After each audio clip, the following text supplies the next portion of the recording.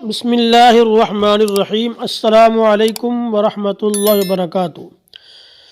حضرت مجاہد رحمۃ اللہ تعالی علیہ فرماتے ہیں کہ مجھے حضرت عبداللہ بن عمر رضی اللہ تعالی عنہ نے فرمایا کہ اے مجاہد، جب صبح کرے یعنی جب تو صبح کے وقت اٹھے تو تیرے دل میں شام کا خیال نہ آئے، اور جب شام کا وقت ہو تو دل میں صبح کا خیال نہ آئے۔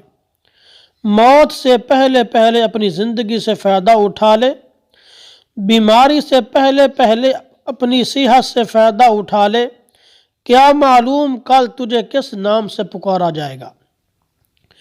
کسی دانا کا قول ہے کہ آدمی صبح کرتا ہے تو اسے 4 چیزوں کی نیت کرنی چاہیے۔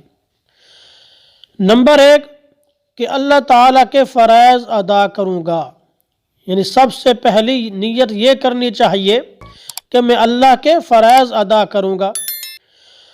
اور دوسری نیت یہ کرنی چاہیے کہ جن باتوں سے اللہ نے منع کیا ہے میں ان سے بچ کر یہ دن گزاروں گا۔